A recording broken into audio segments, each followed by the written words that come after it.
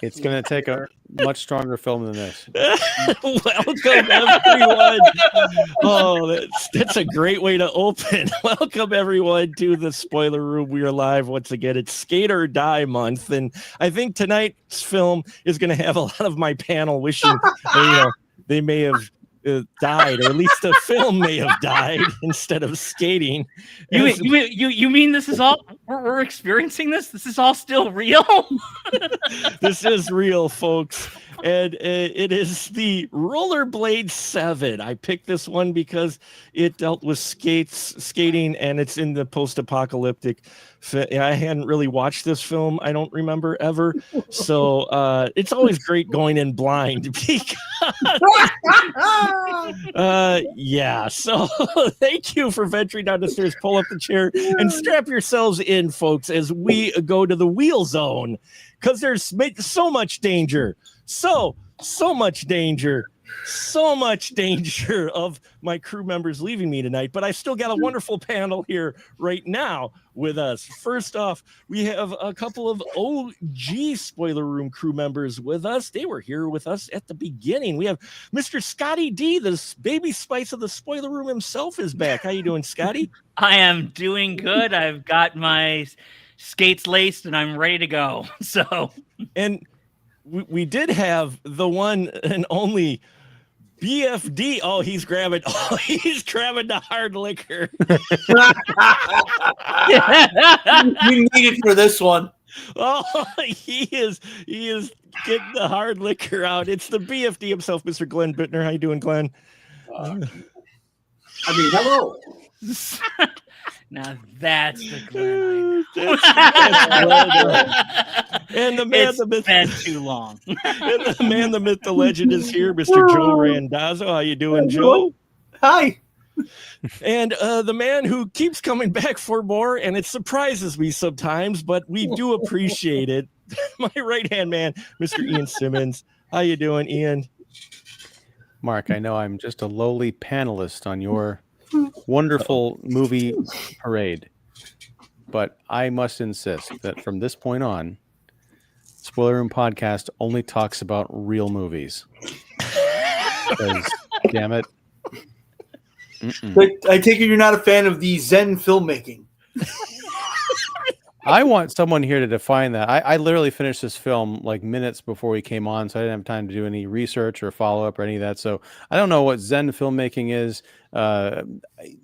That implies Scam is what it is. Well, but to say that Rollerblade 7 is in the Zen filmmaking category is a lie, because this is not a film, so therefore it cannot be in a filmmaking category. I don't know what this is. I have my summation of what I think it is, but it's not a synopsis. It's more of an overview, more of a vibe, as the kids say. But we'll get to that later. I'm doing great, Mark. How are you? Yes, so Mr. Joe Randazzo did a little survey today of the different films that we have reviewed, and if nothing else, it has proven that we do have a variety of movies we cover. Oh, my letterbox list. Yeah, basically, I threw all the films that we reviewed so far this year on the show on Letterboxd. Then I hit the stats button and just let it generate. Apparently, this is not the worst movie we've shown. There are 7 movies that are ranked lower than this somehow. I don't believe it. Yeah, I don't believe it either. Because Jaws: The Revenge is apparently the worst movie we've reviewed this year, and this movie makes Jaws: The Revenge look Hitchcockian. Jaws: The Revenge had a coherent script. It didn't make much sense as far as the Jaws go, but it had a beginning, a middle, and the end. This one is an extensive credit sequence for about. Yeah, I literally messaged you guys last night while I was watching this, going, if I didn't have a timer on this, I would have no idea where I am, because there's no real story, there's no real through line, there's no arc, there's nothing. It just keeps going until it stops. Yeah. Time does not exist. Does that mean that no one wants to try to give a synopsis of this movie? Can anyone do it? Successfully? Can Scott Shaw and Donald G. Jackson's dead, but can Scott Shaw tell us what this movie's about? I don't think he can. Well, I found it interesting that Scott Shaw was in a movie called The Rollerblade 7, and he himself could not ride on roller skates. So, I found it pretty impressive that, I'm good, all for expanding your knowledge. And Glenn, can you give a synopsis of The Rollerblade 7? Really? You want to? First, I mask me, so I'm gonna put my mask on, and yeah. So this movie is all about skating, or mostly not skating, actually, because there's really a lot of people who don't skate. But then the skating is also so bad, and you can't. I don't really know what side anyone is on. No. Because they're all fighting each other and then not fighting each other and then fighting someone else and then fighting each other again. And then you got a guy with wiffle bats, and there's a lot of the same kick 16 times, twice from a different angle. So you get to see that from a different angle. And mouth knives grazing people's throats, which kills them apparently, and then yeah, and there's so much no dialogue where we're just going to play loud music and have no dialogue in most of the movie. Yeah, I think that's as good a synopsis as we're going to get. And you guys are all criticizing. You guys are all criticizing showing different kicks from different angles. How else are you going to get a movie to 80 minutes, sir? you gotta show the outtakes of the movie. No, what do you? 80 minutes of story and character development? What did you think this? What? That's insane. There's character development in here. What? Yeah. Well, look what happened. You have Red Thong roller skater driving around, and she went into the wheel zone, which is a danger zone. Which you're not supposed to be in there without roller skates. But she went in there, and she was given by some guy sitting in a beach chair the katana, which she's never used before. But she'll learn when she has to. But if she doesn't have to, she should run. But if she doesn't run, she should use the sword she hasn't been trained on yet. But she will be trained on. Are you describing the plot of Alien Earth? Because it sounds like you are, Mark. It does sound like that, but it's not. Yeah. No. Okay. So you have her, and then she crosses paths with what's his name? Pigeon, Hawk. That's his name, Hawk. Though he should be probably Pigeon. Hawk, who's played by Scott Shaw, who wears a trench and has his own katana, and he goes after his sister, who is a passive psychic, who gets her lines fed off screen where they don't even cover. God. I did investigation on this because I got this and I was watching. I don't know. I've had this from a DVD copy on my Plex for years, and I don't know if that's Mark. I know you've watched my Plex sometimes, so I don't know if that's how you watch this.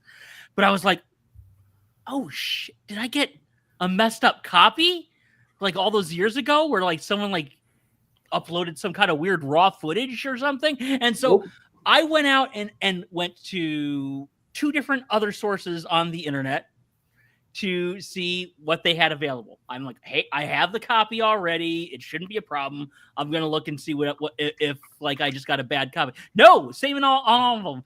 It is the director, who is played by, it's Donald G. Jackson, who is doing the scene with this actress, and he is feeding her the line, and they don't bother to just at least mute the audio over him feeding her the line. But that's the thing. I wasn't sure if it was supposed to be a style choice. Like she's supposed to be like some kind of psychic, so she's hearing it and then repeating it. But we're I was wondering that too. What is going on? But every time this movie made me stop and think about it, I felt like an asshole. Because it's like, no, because roughly every 20 to 30 seconds, there will be a point in this movie where you actually stop and say, wait, No, because hold on. And then after you've spent way too much time thinking about it, I'm like, what the hell am I doing? I'm putting more thought into this than Donald G. Jackson and Scott Shaw. They just shot and kept moving on and moving on and moving on and moving on. And if it all made sense, then they would pretend like it did later. It's a love story because she ends up crossing paths with Hawk and they end up getting married at the end. Did you not? First of all, Glenn. Glenn, yeah. But I did do some research on Zen filmmaking. Ooh. Yes, and Joe, and yes, and I think Joe also has some info too. Yeah, and it's basically, we don't really need a script or direction, storyboard. We don't need any of that. We're just going to get people who, in Shaw's and Donald, what's his last name? Jackson. Jackson. In their own words, people who really, they did not have any faith in their talent at all. So we're just going to film stuff and just see what happens. That's it. We don't need a story.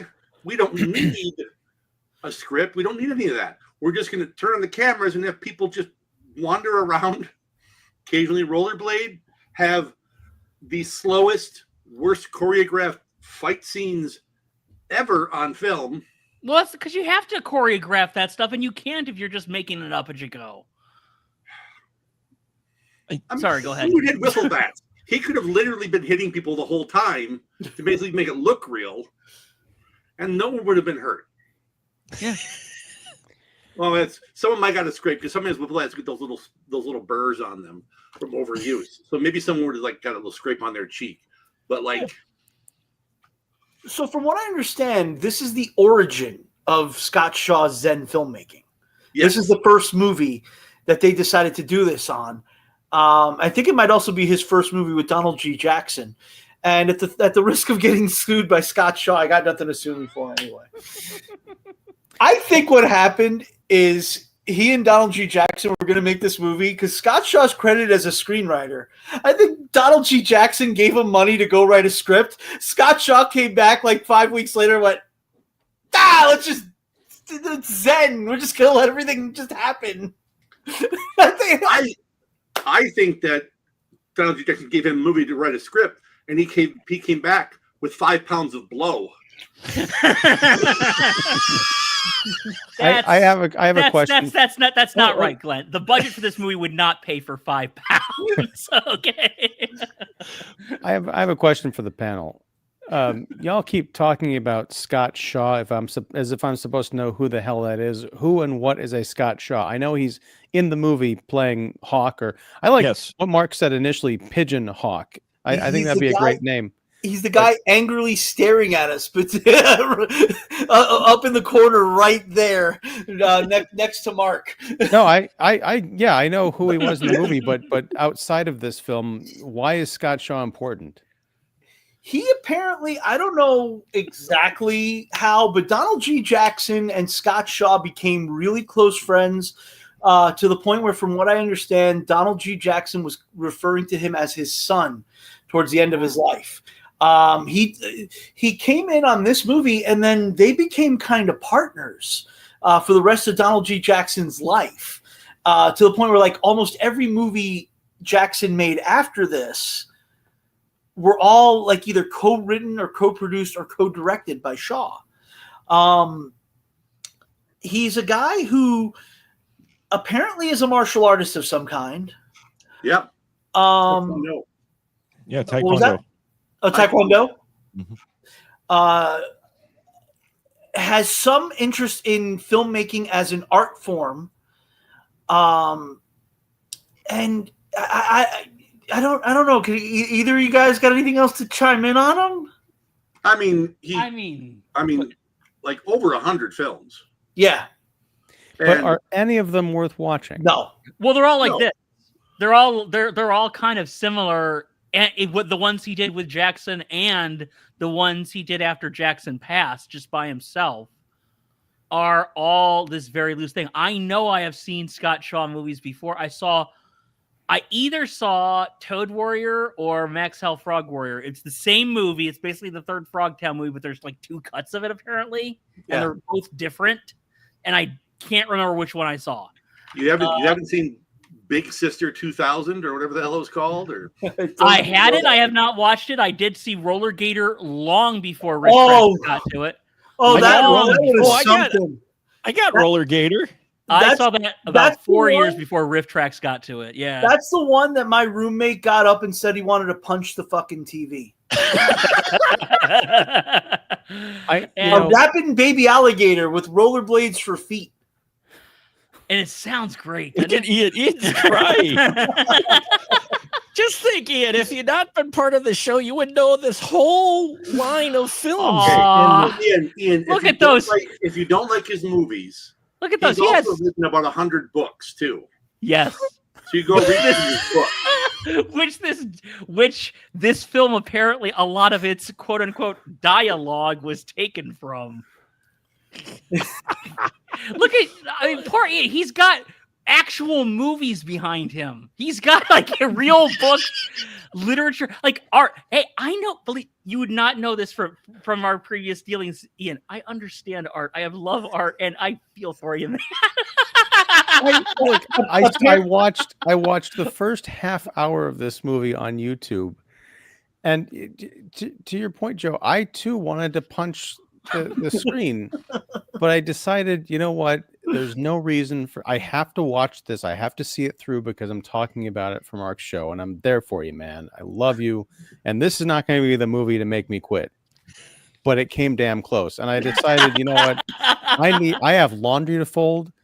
I don't need to watch this on my laptop, so I switched it to my iPhone and I put it on my phone on the bed as I folded laundry. And then later I had to break for dinner and then finish up after it was over. And what I came to the conclusion of is because of this film, I am in favor of what I'm going to coin the phrase film fascism. I think there needs to be a centralized body that determines who gets to make a movie and who doesn't. And honestly, no, seriously, hold on. And as a subcategory of that, if there is to be any leeway, because I know everybody's an artist, there needs to be some kind of a labeling system that tells people right off the bat, you don't need to watch this. If you're curious, just stay away.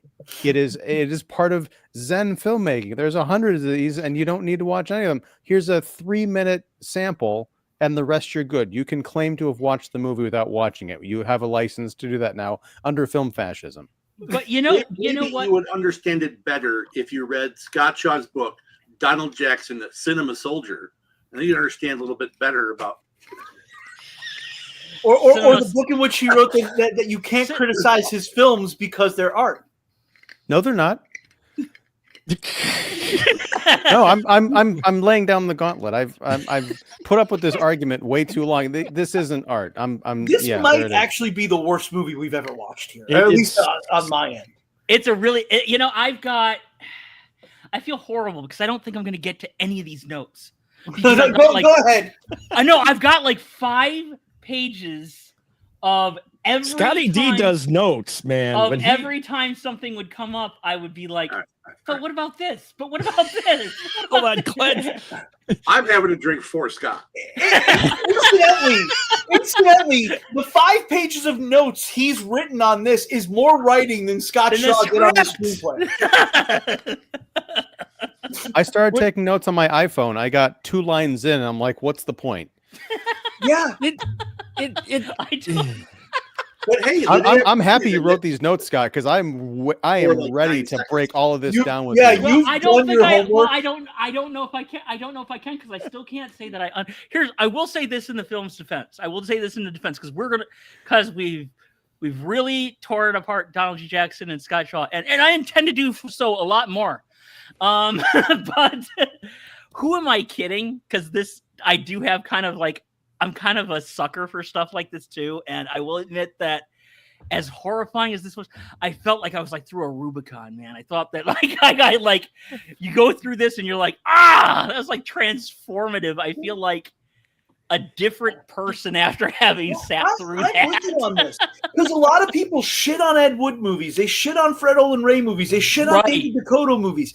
I tell a lot of people you need, like everyone's, you need to see better movies. No, you need to see worse movies. Right. Because this will make you turn your fucking tune around on how Friday the 13th Part 8 is the worst movie you've ever seen. Oh yeah, Man, you are blessed. every Every time. time you've ever seen.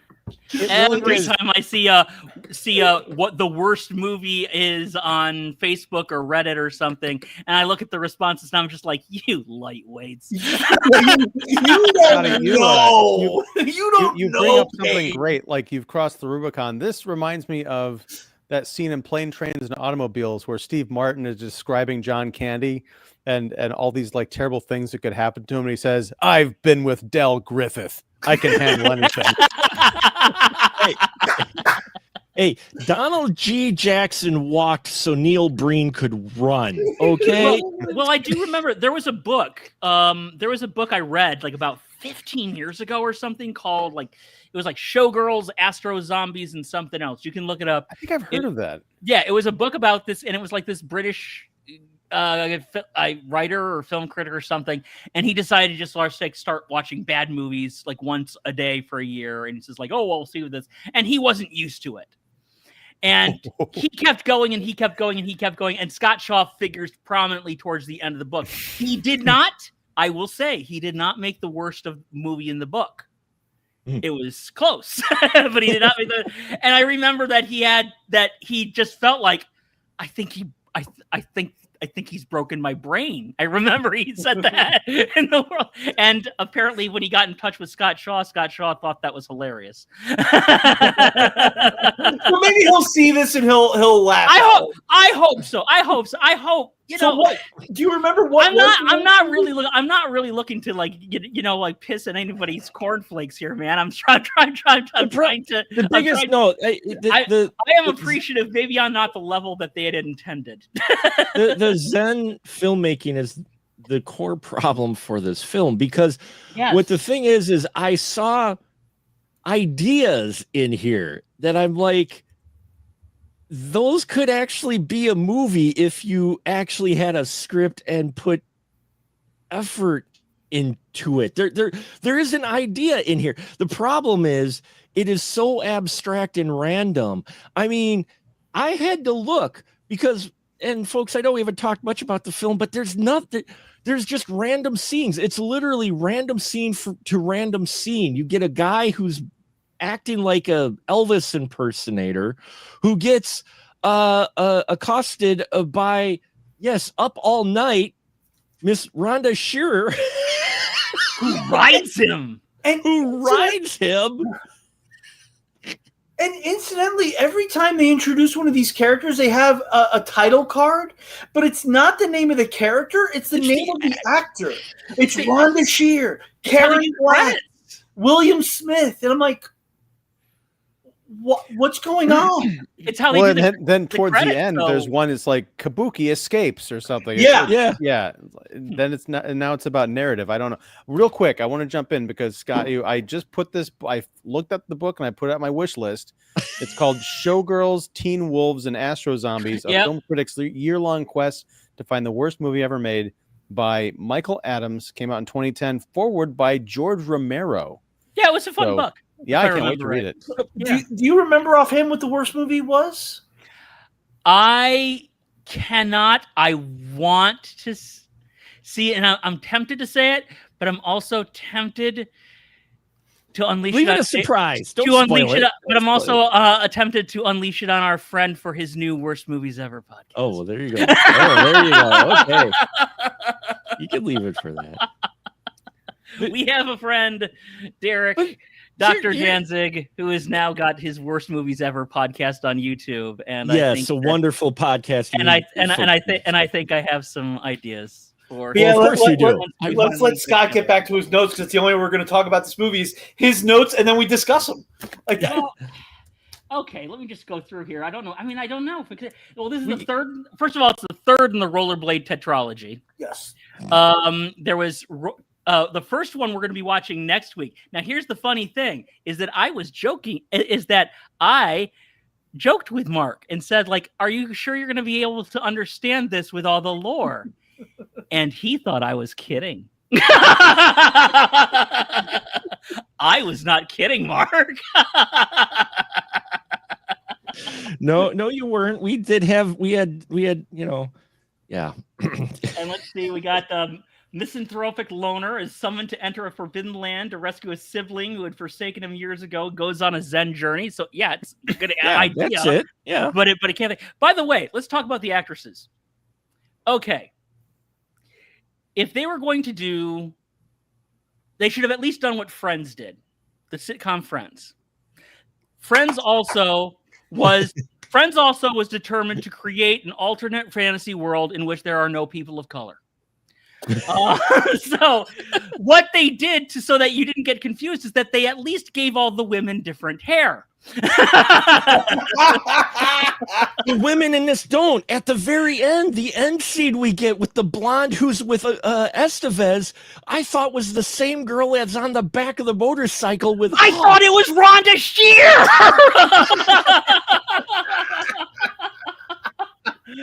It took me so long to realize. Oh no, it's this Stella Skate or something. Is that the character Stella Skate? I also have character names written down. so yeah. Oh, sorry, Stella Speed, and and I'm like, okay, I completely missed this character for most of the movie because I thought there was because they all are like blondes with like similar hair. Like his sister, it was the 80s. What? Yeah, but I mean, yeah. No, now come on. We did have. Oh, Scott totally turned. He left. Yeah, I think he fell. I think he fell over. I think he keeled over and died. You all right, Scott? I was going to say, you lucky bastard. Hey, now we did. You can't completely say that, Scott, because we did have our spirit guide who wasn't blonde. Remember the spirit guide? We had her come along. She's the one that gave Hawk the rollerblades, and then. But I didn't care about her. Like no one cares about her. It's yeah. By the way, in case you're wondering, I lost my microphone there for about. I got this, my new microphone doesn't. The thing I used to tell them apart was how much of their ass could I see. That's how I could tell them apart.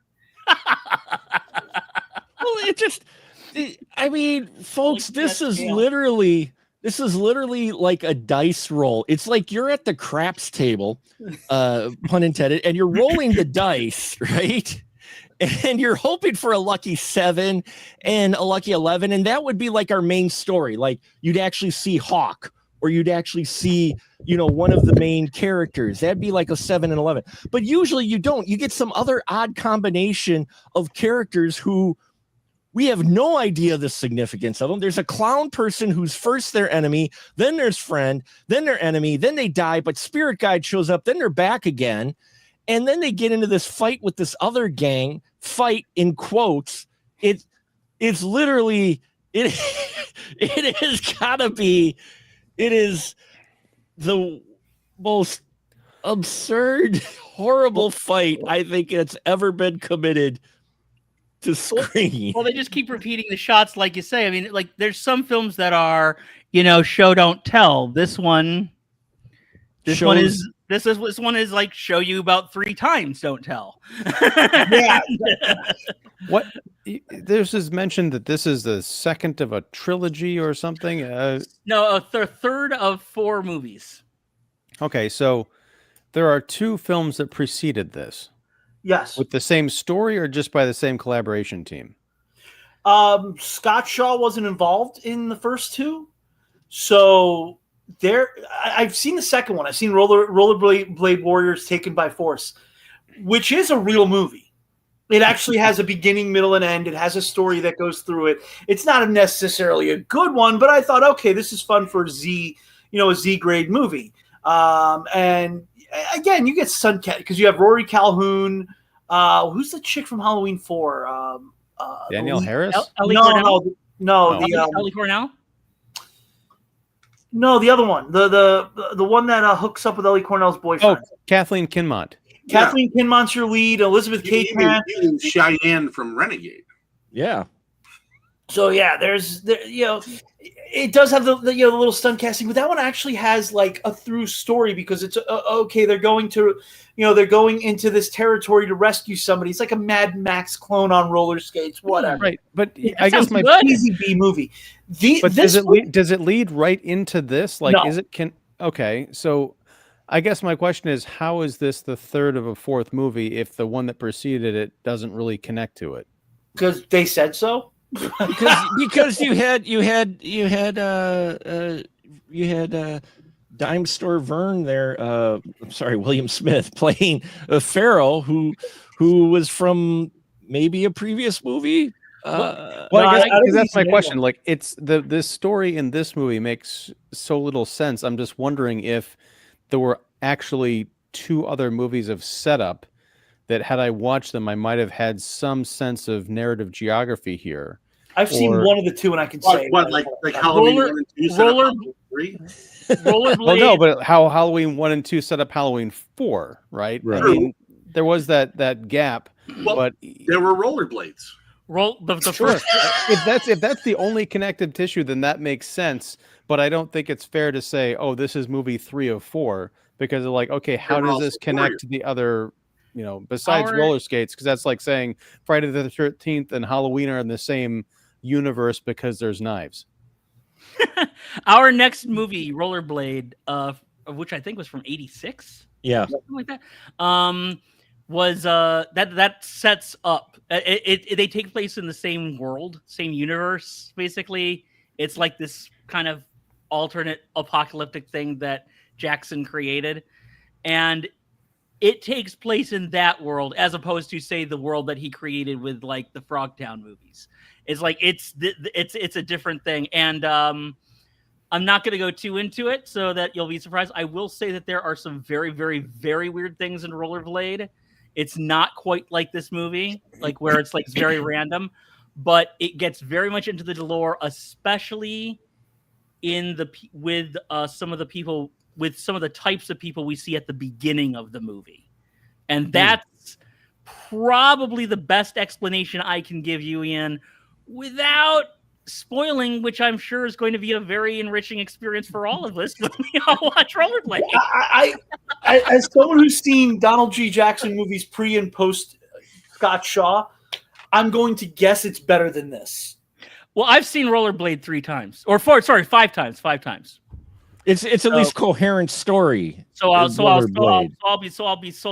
next week will be my 6th.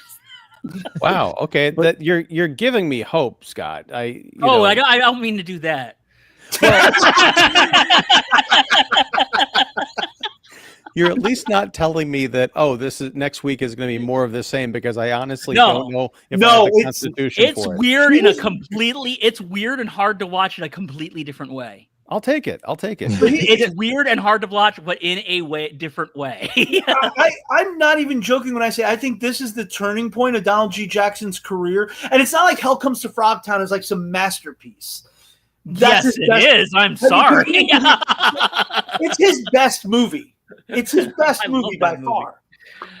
But every movie that I've seen before his association with Scott Shaw might be bad, but they actually tell some kind of story. There's actually a beginning, middle, and end. There's actually a theme, a through line in some way.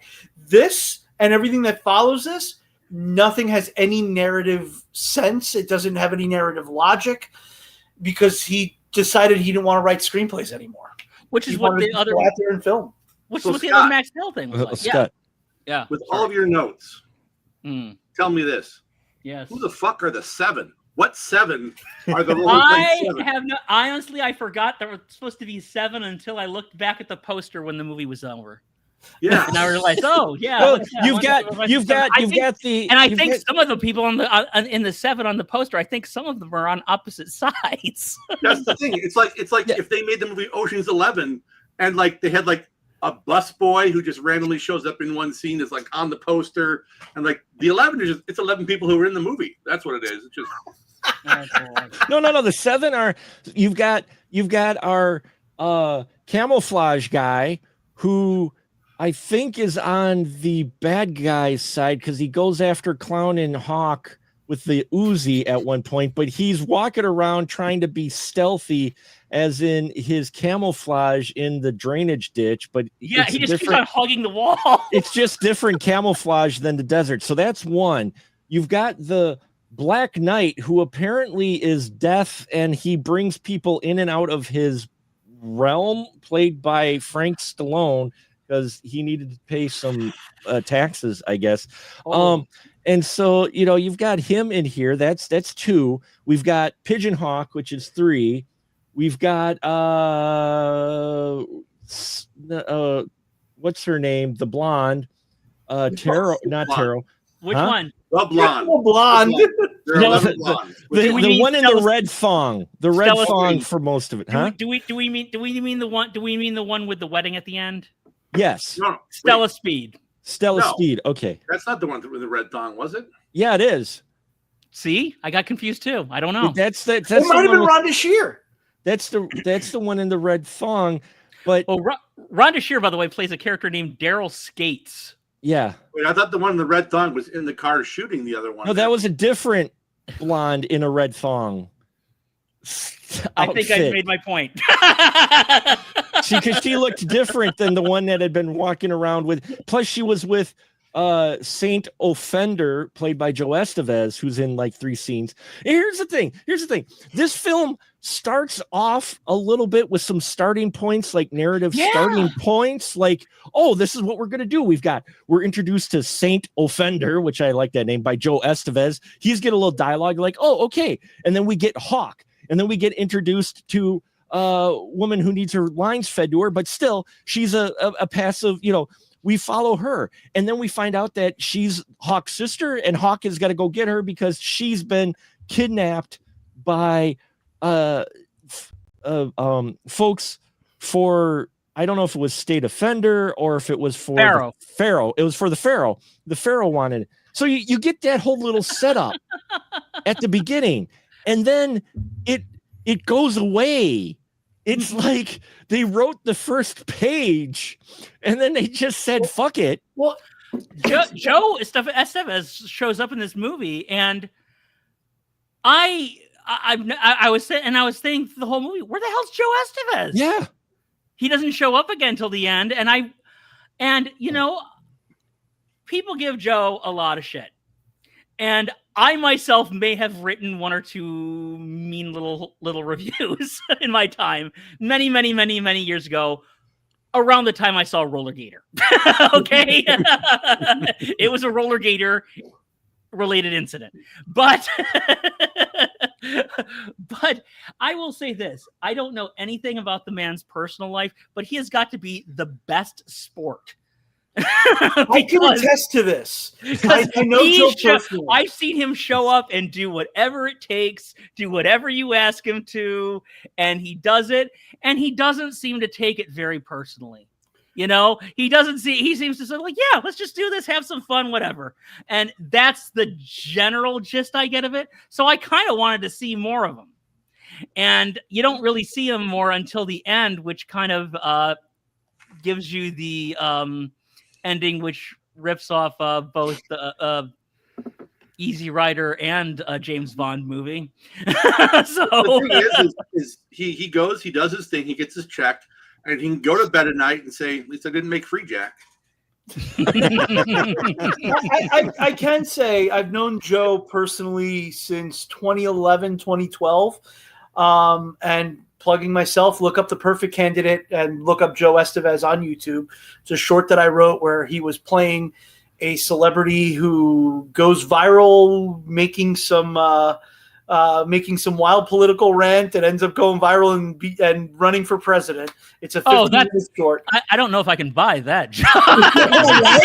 Oh, wait till you get to the post-credit dialogue and then see if you could buy it, because we kind of call something, and I apologize if I put that out into the universe there. But yeah, you'll see what I mean if you guys do decide to go watch that. We made that in 2012. But Joe actually is, like you said, he is he's totally a good sport about a lot of things. We savaged him in that movie because he plays himself as a down on his luck actor, and he opens the film failing an audition, then going to sell his blood, and he was cool with that. Really, totally that's cool with I would feel like, okay, this is gonna sound mean, Joe. He was totally cool with that, and I love him for it. And there's a couple of running gags that he even suggested. Cool. He is what you're saying. He is a guy who is he's very much aware of what his legacy is in film. And he jokes a lot about, everybody's made, during the course of the film, everybody's made bad movies. And he starts to list off a bunch of actors. And then in the end, this was his bit. He starts to list off all the great actors he's known that have made bad movies. And then in the end, he goes, hey, I've worked with some of the great ones. And he mentions the same exact actors. He's a fantastic sport. I love him. He's a great guy. That's fun. That's and not a bad actor either. He never, like, ultimately he didn't have the career his brother and nephews had. He's not I don't think he's a bad actor himself. I think he's been in a lot of bad movies, which a lot of times he's the highlight of an indie film. Yes. If I see him in it, he's the one out of sometimes where you can tell he's the one that's actually trying the best out of all the actors you're watching. He's one that's actually putting in a performance, and you can appreciate that. And in this one too, I saw him at the beginning. I liked his character. I liked this intro. They do this kind of setup, and I'm like, okay. Then they talk about the Temple of Light, which is a tent with smiley face lights. Where a lot of dialogue, just random dialogue. I was wondering if you were going to notice the smiley faces. Well, yeah, because it comes around at the end, because you have the smiley face lights at the beginning for the Temple of Light. Then at the very end, at the credits, you have the guy in the big smiley face in yellow rollerblading in the wheel zone. Get ready, Mark. That's a lot of rollerblade. A lot. But you got those. You've got the Night Ninja, which is a ninja in full armor. Yeah. How can you be a ninja when you're in full armor? Well, was he supposed to be a robot? I think so because there's the time where he goes down and then the camouflage guy comes up, and I couldn't think of, like, okay, was the ninja a robot, or does the guy in camouflage have resurrection powers? Because in this movie, either is possible.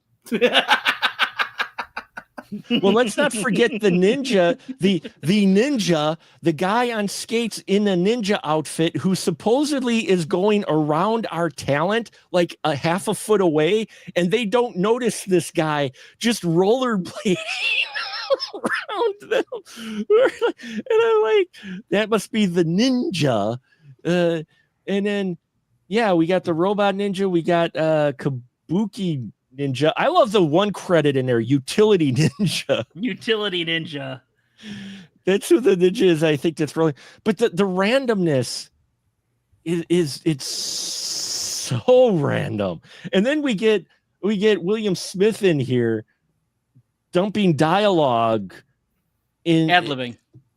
Well, yeah, of course he's ad-libbing, because he's talking about how he used to skate, and then he had a skateboard accident and he killed his back, and so he's got to be in a wheelchair, but one day he hopes to skate again, because he created Wheel World, which apparently consists of a desert and a couple of drainage ditches.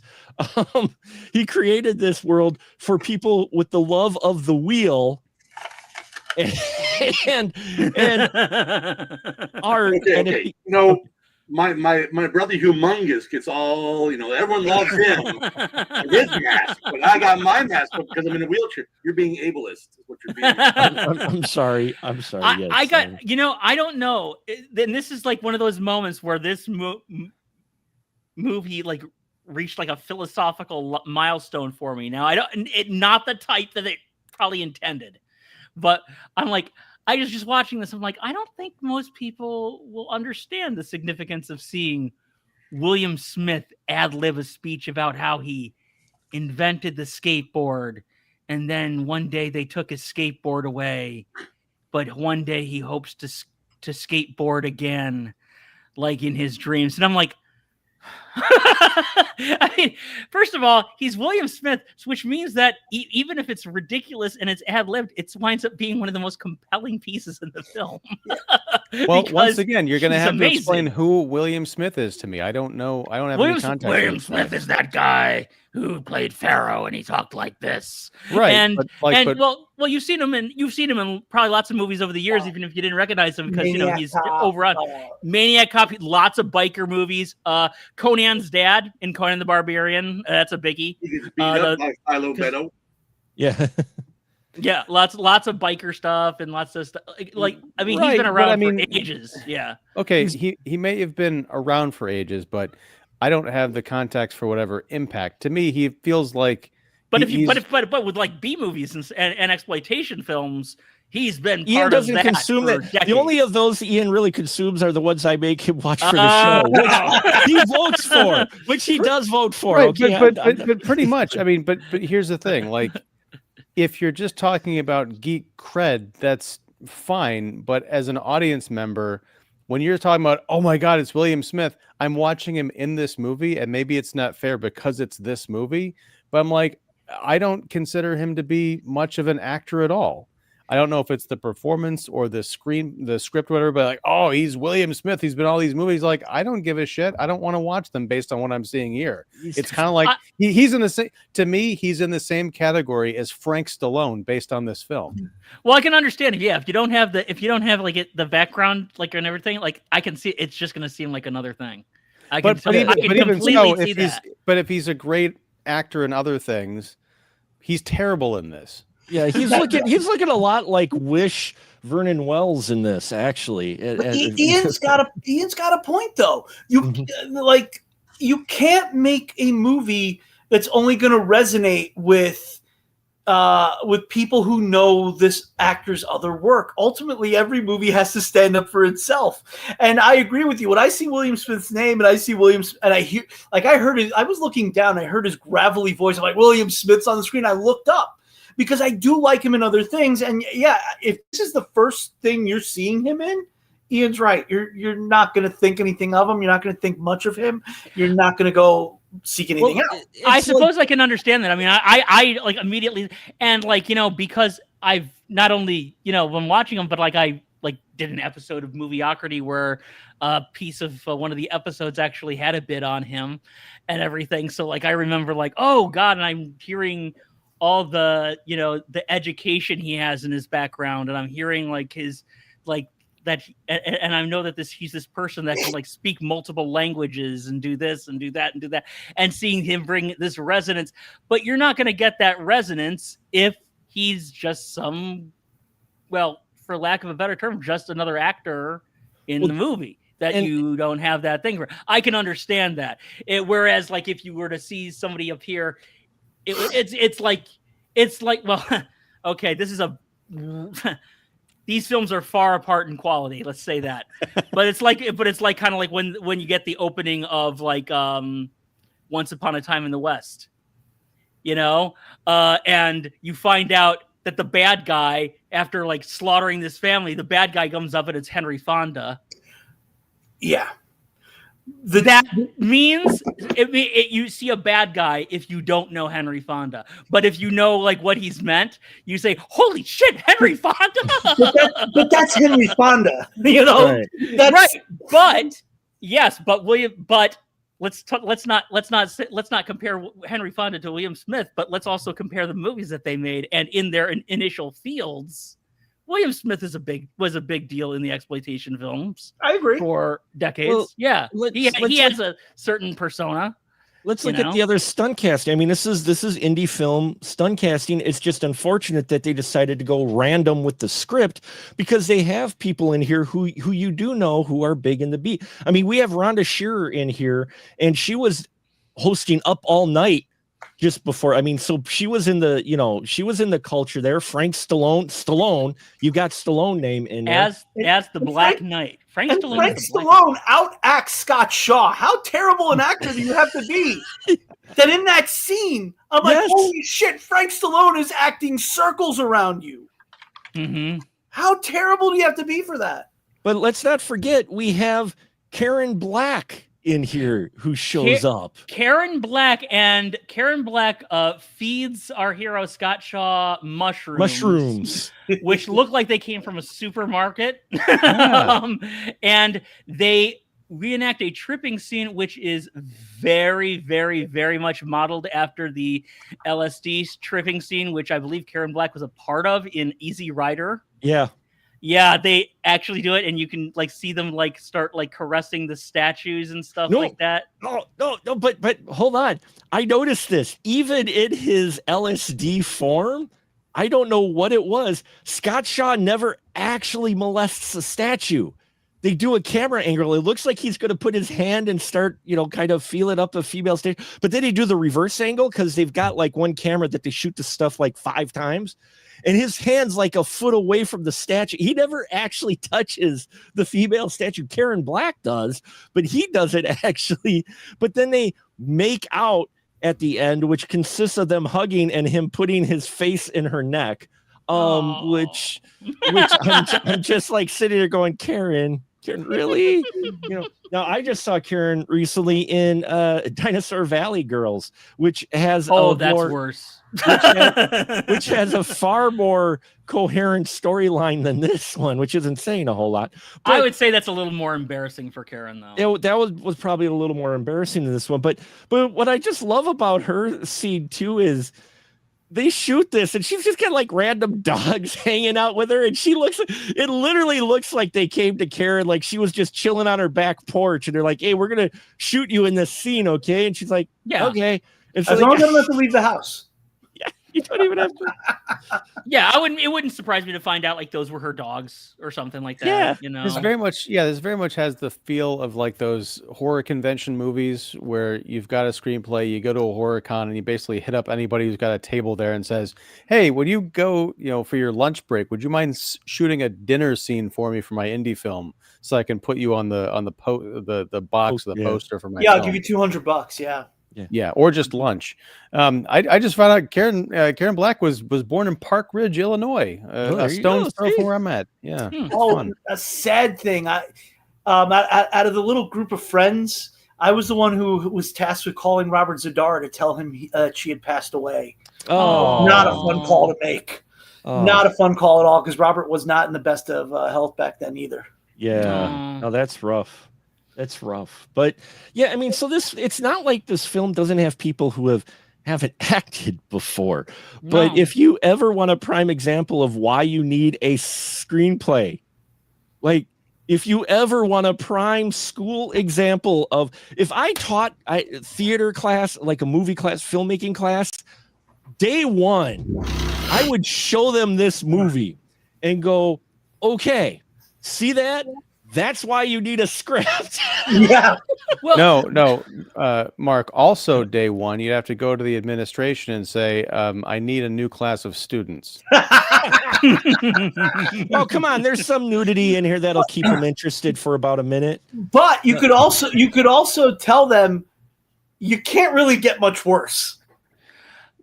That could be a challenge to your students. Like, come up with a film. You got to make a film that's worse. Oh, that would be a hell of a challenge. There you go. And then you'd be like, yes, this doesn't count because you actually got a narrative in here. I mean, you've got I don't think you can intentionally make a movie this bad.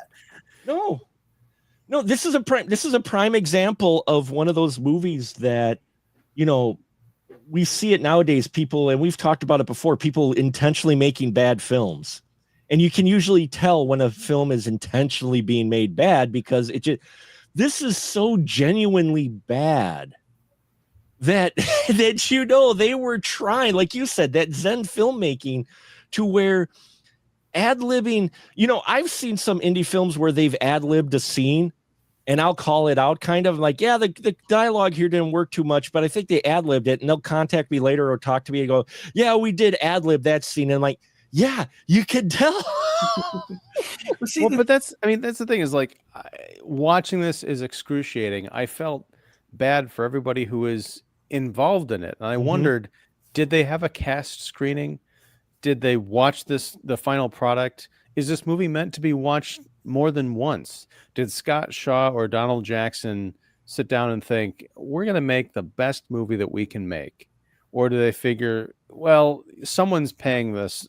I don't know where the money came from for this thing, but it's just like at no point does it feel like anybody stopped and actually looked at what they were doing, what they were putting together, or if they got too far along, like, well, it's the sunk cost kind of fallacy. We've got to finish it, even though it's not going anywhere. It's just, I just wonder why this thing was completed. I mean, you have to be self-aware enough to know that this is complete garbage. You see, that's the thing. The actors I know are self-aware. I don't think that they were self-aware at this point. I still don't think he is. But how? No. But how? But I guess that's my question: is if I could interview Scott Shaw, I would ask him, "Have you watched this movie since you made it? Have you watched it multiple times? Are there actually like non-ironic fan screenings that maybe you go to a Q&A and you sit there and like watch the rest of this movie, and can you get through it? Or is the whole Zen filmmaking the idea that you are meant to zone out for 90 minutes while it's going on and then snap back to reality once the credits roll?" Yeah, That'd be a hell of a question to ask him. I don't know that he's ever answered that. I don't know that he's ever been asked that. I don't think he's ever known what. I because I what do was think that, Glenn? Sorry. I don't think he's ever known what the definition of Zen actually is. Probably something to do with motorcycles. I don't know. I think he does think I think they are trying to do something, maybe not the same, but kind of akin to like what they figured Andy Warhol was doing. You know, Maybe. Because He talks about these as art films. yeah. And I'm like, dude, no. No, but when you get a movie that even would have Terrence Malick go, I don't fucking follow this at all. You know, I mean, you know that. Well, I mean, that's the thing. That's the misconception about Malick, is that he's, esoteric and you can't follow his movies. He does make movies with coherent stories. You just have to lock in and accept that it's going to be a bit of a journey. This is not that. This is a complete mess. Well, and with Warhol, when he makes Empire, which is, it's either 12 or 24 hours just of the Empire State Building, that is not a movie that's meant to be watched. It's a movie that's meant to be talked about as an accomplishment, right? You can go in and say, hey, I made a 12-hour movie about the Empire State Building. You're going to rely on people to take your word for it and say, wow, that's really awesome. I wouldn't be caught dead watching it or paying for it. But it's like any art installation in the modern art wing of the Art Institute in Chicago. Like a lot of that stuff is just kind of junk that was slapdash together, but the artist had a great title and was able to sell the concept for several $100,000. It's not meant to be looked at for hours and hours on end. You walk by it and say, oh, it's a dot on a canvas with a cute title. Wow. I wish I could have done that. And you see, I think that might be part of it. I think they might have found people that wanted to make a vanity project. I'll let you produce my next movie. It'll have your name on it, your name on a Hollywood movie. And look, we got Karen Black, and we got a Stallone and an Estevez. And yeah, a Stallone and an Estevez. I love that. I mean, I gotta wonder, was this a vanity project? Is that how this movie got funded? You go to a rich oil tycoon, you're like, wouldn't you like to have your name on a movie? Well, yes, I would. And if I was a person of fewer scruples, I would definitely be doing this kind of thing. But I've made this many movies that nobody watches. I can make the next one can have your name on it. I mean, that is what film fascism can do for you. You put a label on it, so you know exactly what it is, and you don't have to watch it. You just have to know that it exists. But it does say something. It does say something that a lot of these actors and crew members, who I'm sure did not get like paid well at all, or if anything, hardly anything beyond scale. A lot of them showed up for future productions with Jackson and Shaw, which you don't do unless you generally have a decent relationship with them. So I think that he was trying to create a troupe that was making their own type of movie, which I kind of, tossed my hat off to. But how tolerant an average viewer is going to be of this, it was rough for me. And like it took me a long time to get through this because I don't like to pause movies when I'm watching them. I like to just watch them and watch them and watch them. I don't think people should be no shade here. You definitely had your reasons. I don't think people should be necessarily like checking their Facebook or doing other things while they're watching movies and stuff. I think that you should just be watching it. But I had to like stop several times so I could like get my thoughts together, and it took me like 4 hours to get through this movie. No, I mean Scott, I respect film and the art form, and I pay it as much respect as it is due. Yeah, and that's the thing in this case, and there are a handful of other movies where I've confessed I will just sit there and scroll Twitter or Facebook while it's going on, because if it's a genuine waste of time, my commitment is I will finish watching it. I will experience what it has to say, but I'm also not going to lie and say, well, me getting my grocery shopping list done, that can wait till tomorrow, because sometimes it just can't.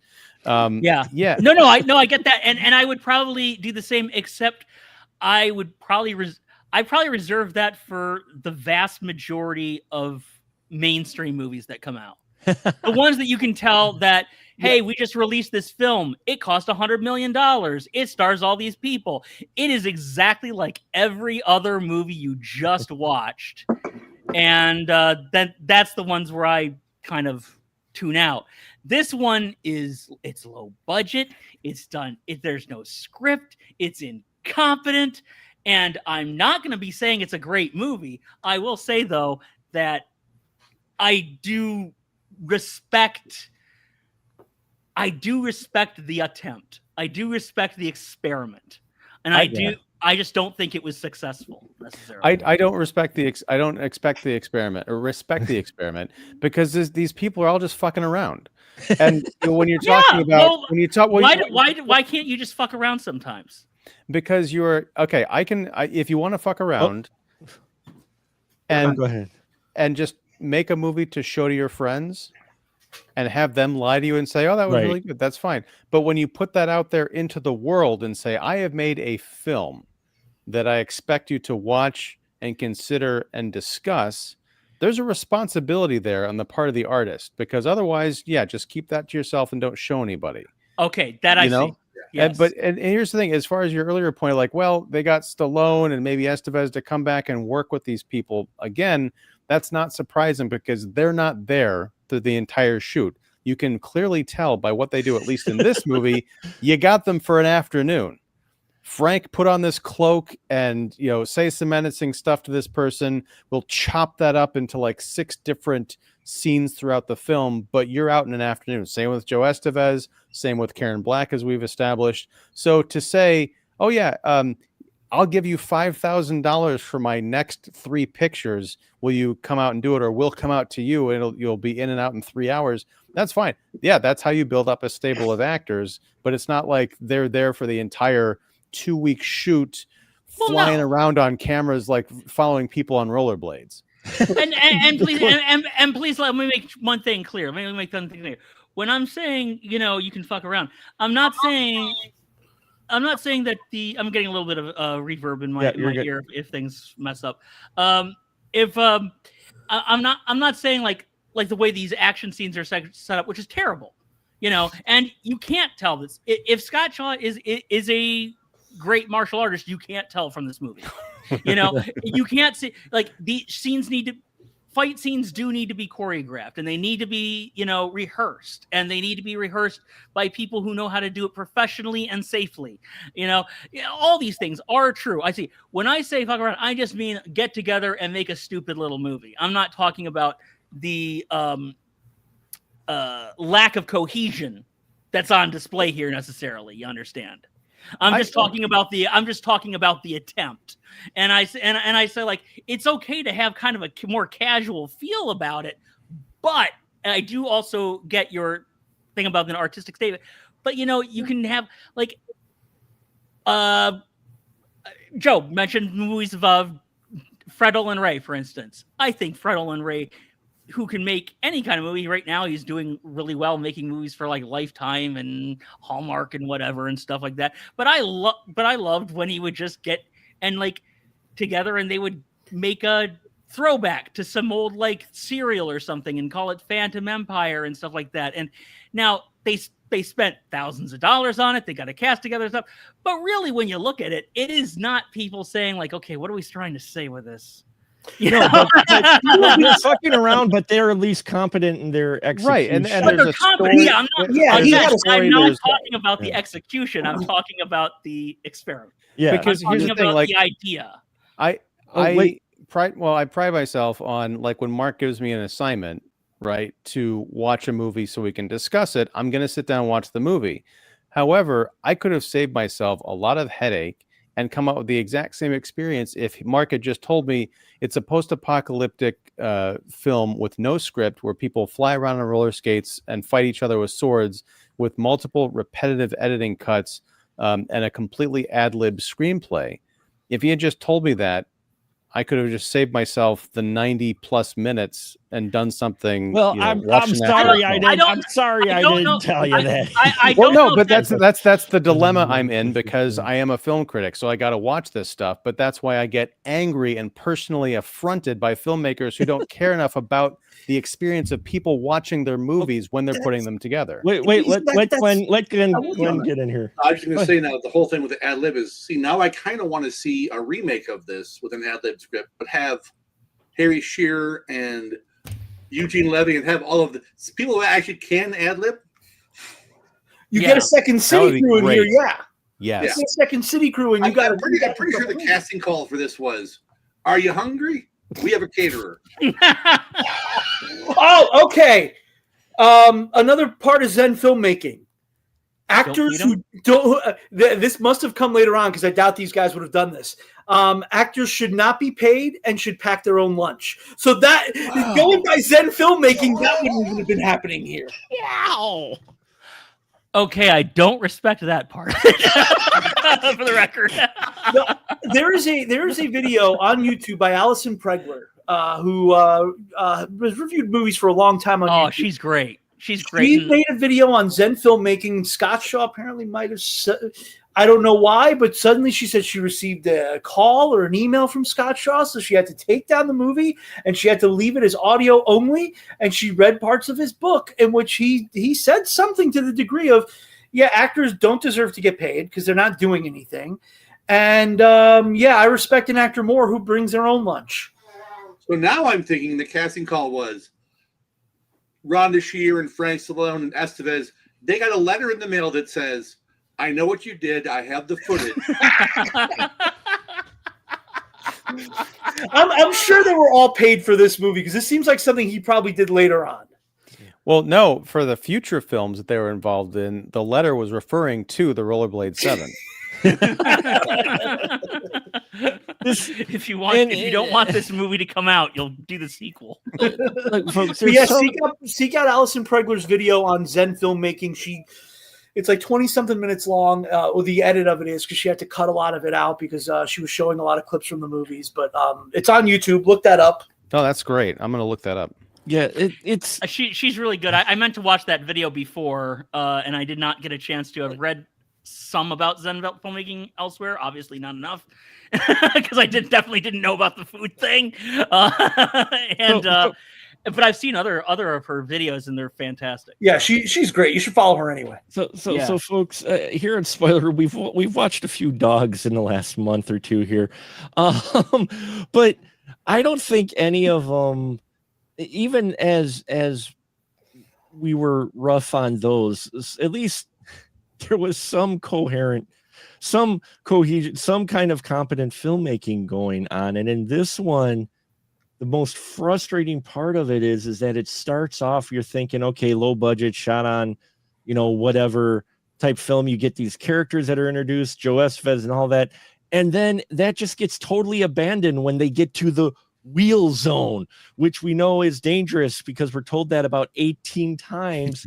And there's a sign for the wheel. They made a sign that says wheel zone. Someone with an arc welder made wheel zone that it also says, if you lived here, you'd be home. So it makes it sound very homey.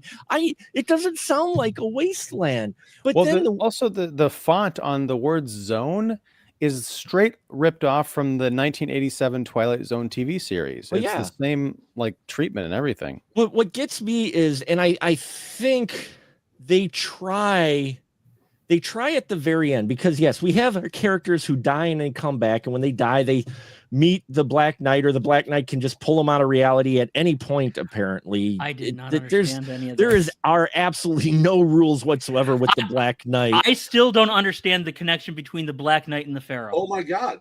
What? It's all the trip, the Yeah. mushrooms. It's all a hallucination. Well, I wondered that Oh. because there's a shot later on in the film where he just like wakes up on the street, and I thought, wait, was the last 20 minutes all him hallucinating the last bit? Well, where I was going with this is they do try to wrap it up at the end, because I'm watching all of these random scenes of them rollerblading and multiple women in thongs showing up in rollerblades, and then them horribly getting killed in, and I say horribly not as in killed in a nasty way, but their death scenes are horrible in that They just kind of lay down. acted. They literally just lay down. The sword literally taps them or whatever, and then they just kind of. But at the very end, we get dialogue. I think it's from the Pharaoh, or maybe it's from the Dark Knight. No, it's from the Pharaoh, I think, at the end, who talks about wheel zone and the control of time, and how if you understand time, you can control it. And then we get these time loop things going on. I think what they were trying to go for is some kind of they try to give a reason for it, and I think this was an afterthought of some kind of existential thing, that when you're in wheel land is actually like this existential metaphorical thing where time loops, and they really tried to explain what their approach was to things, because right after he mentions about time and being in control and how it is malleable or something, I forgot what the words were, because I'm just like, what? We get that loops scene with first them going to their motorcycle like 4 times, and then Estevez and random blonde girl, I don't know which one that is, backs out of the scene like 5 times, and then we see the scene of them. First we see them on the bike, then we see them dead, then we see them back on the bike, and then so I think they tried to bring it all together, all of these random ideas, in that this wheel land. Well, I think, yeah, go ahead. Sorry. This wheel land is some kind of abstract, trippy land where the rules of time and whatever don't apply in death, but it's possible. I think another thing they were trying to do with the cutting at the end is, I think there's just a lot of shots where they really rip off Dennis Hopper's style in directing Easy Rider, where he would do that. He would switch back and forth and show loops in between the scenes and then go back, and he would. So do this that. is their attempt at Easy Rider. That's a possibility, or your thing is a possibility. But here's the thing: it's just like I said at the beginning. Every time I tried to think about this movie for more than a couple minutes, I felt like an asshole. Because I was like, yeah, and I that's why I quoted this early before. Time does not exist. It's like, it's all these things. I think there is some weird metaphysical thing, but honestly, it's so haphazardly put on there that putting the thought into it just makes me angry.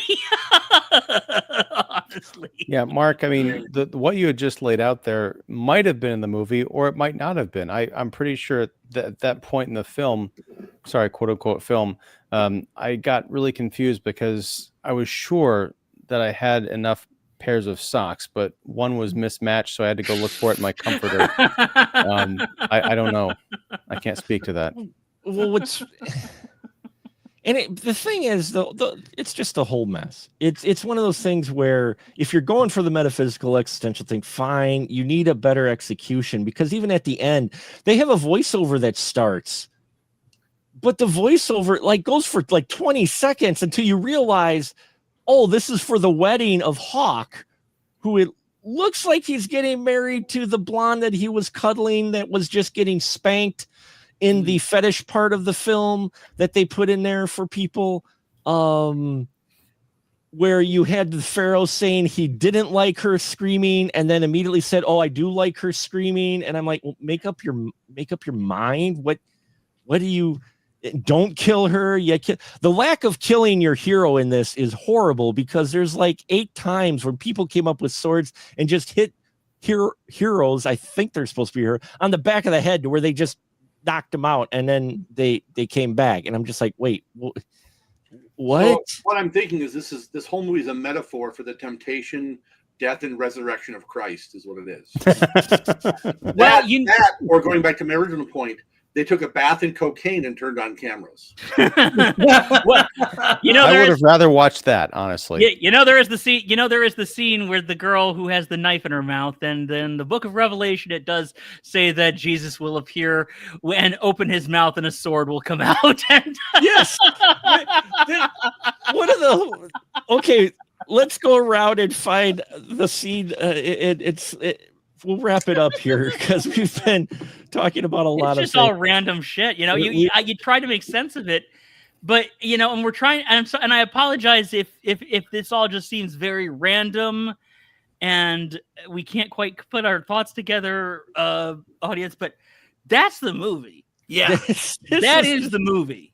Trying to unpack this, there's absolutely nothing to really unpack, but at the same time there could be a lot, but you don't know, because it's there. It's something that you're just watching, and at the end you're like, it is literally, what did I just watch? I think we've really gone back and forth with this film tonight, but I do want to get either one character or one scene that you just thought was so outrageous that either made you chuckle a little or just go, oh, like just locked your brain and just like, what? For me, it was we can't afford slow-mo on, if this is shot on film, which I think is shot on video. It's shot on video, definitely. It's shot on video, yeah. Mm-hmm. We can't afford a slow motion. So Hawk, you throw the knife to your sister Sparrow, she'll grab the knife in her mouth, and then we'll act like it's slow motion as she's going to cut his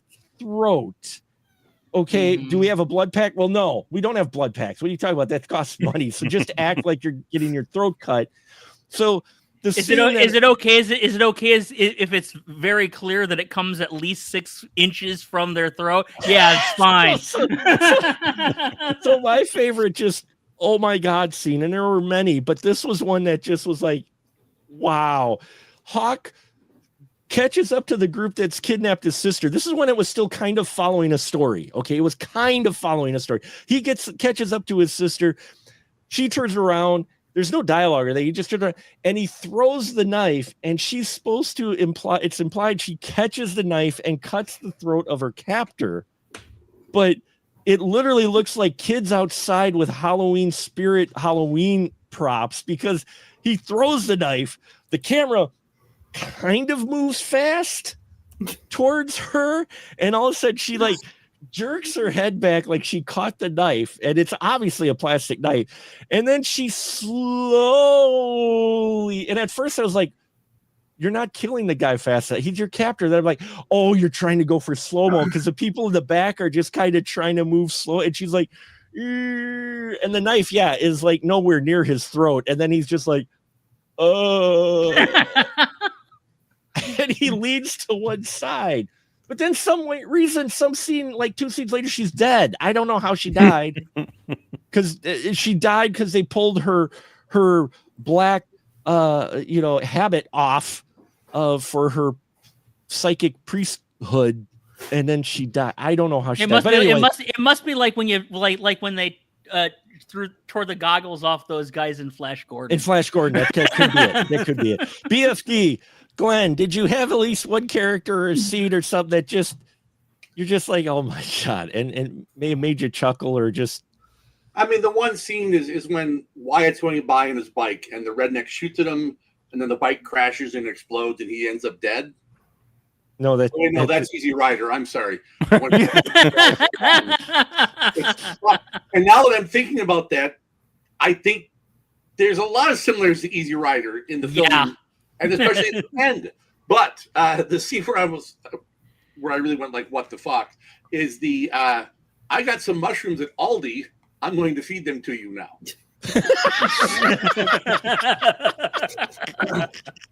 Not one, but or like whatever 3. the Southern California version of Aldi was in 1980 something. Yeah, probably Ralph's. Those really looked like mushrooms for your salad that you were making. They were unchopped salad mushrooms. They were. Joe, what about you? What character scene that just oh my! It's early in the film, but it sets the tone, and it's one we discussed earlier, where you have one of the blondes sitting with Donald G. Jackson, and she's supposed to be like seeing into the future.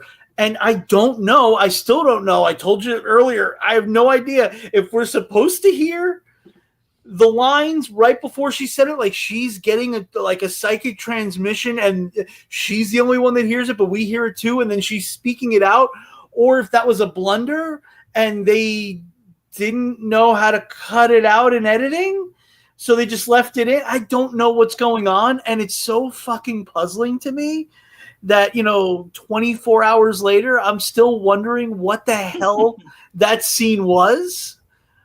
That's which is a bold statement coming from this movie when you're like that. Earlier when Scott was talking about how he's the kind of guy that watches. Dude, last year in December, I decided, since speaking of Fred Olen Ray has directed more Christmas movies than any other director in history. Yeah. So I decided I was going to watch every Fred Olen Ray Christmas movie that I could find. I found 18 of his 20, and I watched all of them. Oh, wow. Well, I'm the kind of guy who would watch this movie. Sure. I've seen like 3 or 4, but no I did love her hat that basically looked like they took the head from Rodan and just cut the face out. Oh, yeah. It kind of reminded me of like have you guys seen The Church? Michaela Slavi's The Church. Love it. Yeah. Kind of reminded me of the Templars in the beginning. Yeah. Oh, yeah. The face cut out and the thing is black. But Scott, when you said earlier you've seen, I'm wondering if you had the same Donald G. Jackson 4-movie box set that I picked up at Best Buy for like $5 like 20 years ago, that had like Max Hell. It had, I don't remember if it had this. It had Roller Gator, and a couple of others. It was like Big Sister was on there. I think Big Sister 2000 was on there. That might have been on there. I didn't see it, but I think it was on there. Yeah, do we have the same box set? We had Probably it. do. We had it, except I got it from Netflix. Oh, well, there you go. So that box set. It was the same box set. Yeah. It's I know $400 on Amazon now, because apparently it's geez. long out of print, and you're never going to surprise me. Doesn't surprise me. A lot of those box sets that I loved are all. You're not going to find anyone to buy it. It might be worth it, but good luck finding someone who's going to buy it for that. Well, it's not worth it then if you can't find somebody willing to buy it. Exactly. Yeah. Ian, I know you despised this film, but was there any scene in particular outside of the ones that just stood out for you, or a character that just you were like, Mark, I hate you? I love you, Mark, because you open me up to these experiences. No, William Smith, we've talked about him. I was not impressed. His scenes drove me crazy, but they do form the thesis that I have for this movie, which I kind of teased at the beginning. I wrote this right before he got on the air. This sums up my feelings on this film. Imagine you've been captured by the Sawyer family and tied up at a dinner table in the abandoned Texas Battleland amusement park.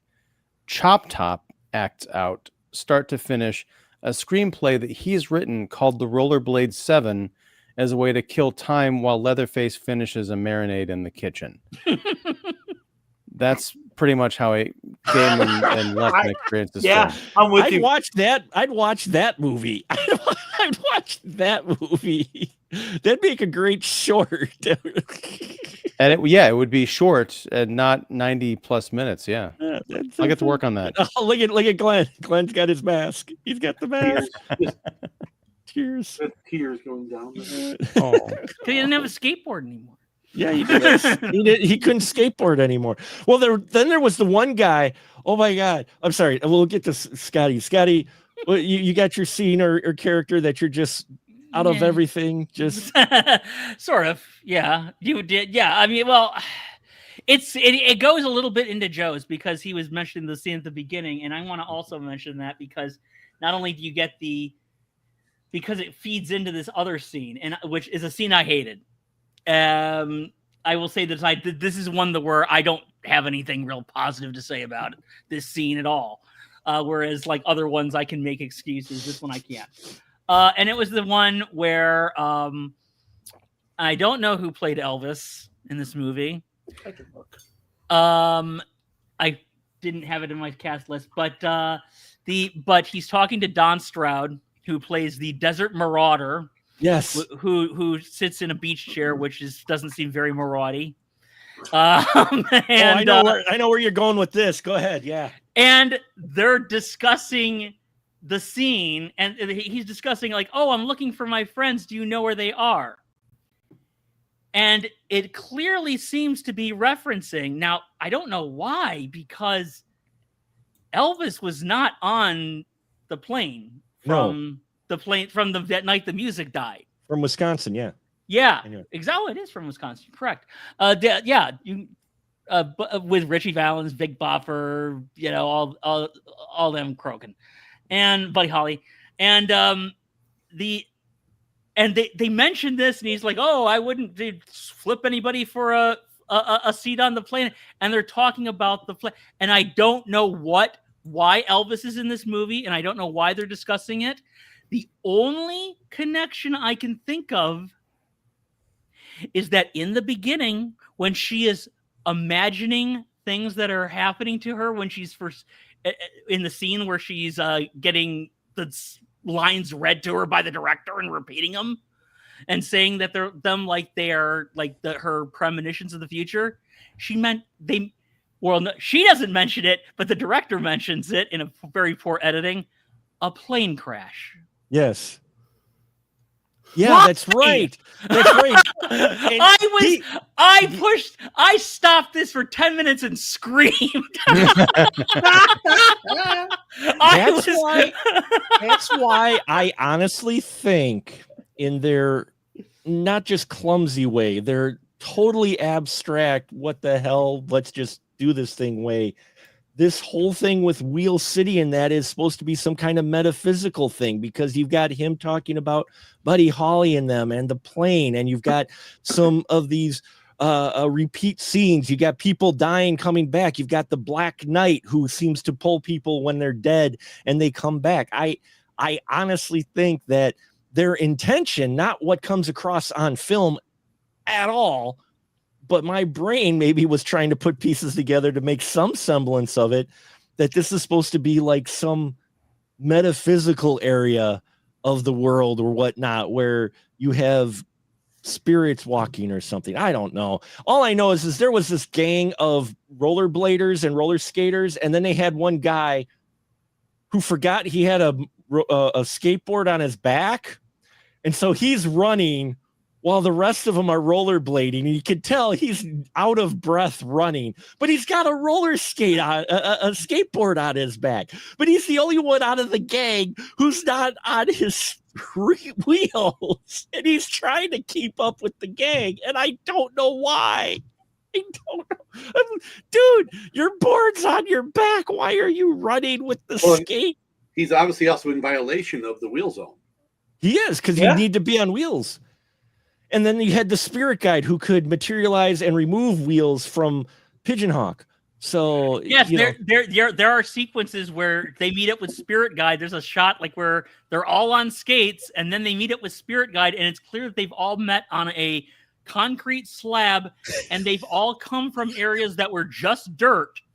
and that's why they are not on skates. skates. Yes. Oh, Yeah. So we're gonna wrap it up here, folks. even I'm getting sick of this. We appreciate you joining the Rollerblade You know 7 what, support Glenn? group. You know what, Glenn, Ian, and I are all drinking. Joe, I'm drinking. Joe, you want any of this? This is coffee. This is only coffee because I need it. I don't drink. I just Not your father's root beer here. No, Thank you for joining us for the Rollerblade 7 support group.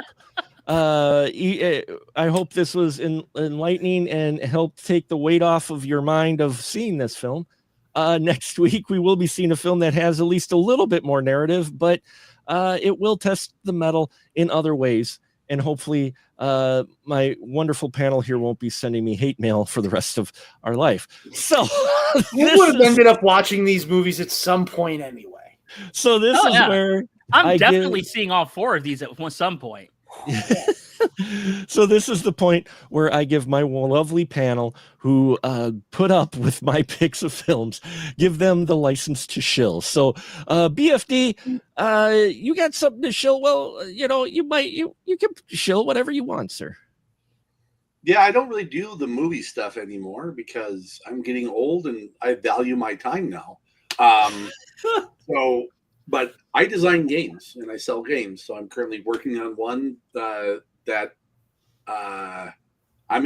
it's a foreign concept, but it has a plot and all that type of stuff. So, I mean, that's, I've written stuff down. And that'll be going live on Kickstarter probably in late September, early October. But the game is called Demon Eater. So it is post-apocalyptic. There you but go. there are no rollerblades. I'm sorry. You just lost a sale, sir. Joe, what do you got to shill? Well, I do want to point out William Smith does say the name of our theme this month in the movie because he does say skate or die. He does. He does. 2 things to show. What the hell? Because I already mentioned it. If you want to see Joe Estevez having fun with his legacy, and this is pre-Decker, search The Perfect Candidate with the name Joe Estevez at the end of it on YouTube, and it'll pop up. And you can watch a 15-minute short that we made, 15 years ago now, 2012, so 13 years ago, where Joe Estevez makes a rant while attempting to sell his blood. Makes a rant about how the common man is being screwed. People hold the camera to him, it goes viral, and he becomes a viable presidential candidate because of it. And man, we had fun with this, and the ending will really get to you right after the dialogue over the credits. So yeah, Perfect Candidate, Joe Estevez. And the next episode of The Last Drive-In with Joe Bob Briggs airs a week from Friday. It's Sin and Punishment night. And from Joe Bob Briggs, the first film will be Brazilian Perversion, followed by Italian Sacrilege, and It All Leads to Hell. That's your hint for the 2 movies. So we got a legendary Brazilian movie and a legendary Italian movie for Sin and Punishment night. That's nice. Awesome. Scotty D, you got something, sir? Yeah, I've started to kind of come out of my hovel recently, and so you can catch me on. I've been on here. This is my second or third time here, back after a long absence, so you can catch me on some episodes of Spoiler Room. I've also been on a couple episodes of At the Devil's Ball horror podcast, which is really good. My friends do that. Also, the couple episodes of Insane Troll Logic, which is a Buffy the Vampire Slayer podcast. I've been on a couple episodes of that. That's a good show, and so you can check those out right now. Old stuff from me, you can see Movieocrity on Vimeo and YouTube, and also some writings at movieocrity.com. That's stuff for this few years old, but for the more recent stuff is the podcasts. Awesome stuff. And Mr. Ian Simmons, please shill away. I'm Ian Simmons. I run Kicking the Seat, which you can find at kickseat.com and also right here on YouTube. We do weekly movie reviews and interviews and live streams and all that good stuff. This week, we're going to be talking about Eenie Meenie, the new Samara Weaving movie from Hulu. And then on Thursday night, we're going to continue because much like this film, although this film gave me realign my perspective on my hate for the Alien Earth miniseries on Hulu. That's a masterpiece compared to this thing. See, it's Wow. all perspective, all about Yeah. perspective. Yeah, This is what I mean. This is what I mean. everything's People gonna need to seem- watch more terrible movies. I wanted to the last episode of Alien Earth, episode 3. I mentioned this on the live stream last week. I actually felt like I was going to break out in tears because of how terrible it was. This movie, I didn't. I almost cried on this podcast. What you guys were calling me out for earlier, like an hour ago, though that was legit emotion. I was thinking about this film and having to talk about it, and I almost broke down in tears. But I'm past that now. I am in Del Griffith territory. I can handle anything. But yeah, I'm also here on YouTube, and I'm here every Sunday night with Mark and this wonderful panel. I wouldn't have it any other way, despite my reaction to quote-unquote movies like this. Well, the best way to experience these movies, at least, is to talk about it with friends, if nothing else, when you watch it. Some quick shills. I know we've gone really late tonight, but this is a fun conversation. Thank you to my panel. Thank you to all our listeners, either live or later, that listen to the Spoiler Room. Head over to specialmarkproductions.com/animation nation, where you can click a button and pick up to 12 movies you would like us to cover for our special series next year, which will be animated films for the 20th anniversary of being on YouTube. But you know, it's funny picking the Animation Nation. I just picked it because I'm like, there's still a lot of animated films out there I'd love to cover. And the last couple animated films I've watched are some of my favorite of the year. And I've seen a trailer for a couple more that I'm very stoked to actually see. So I think Animation Nation is going to be very relevant next year. Please do some voting there, folks. And Sawdust City Fright Fest. Go to sawdustcityfrightfest.com. Check it out. Go to the Time Community Theater website and reserve your ticket.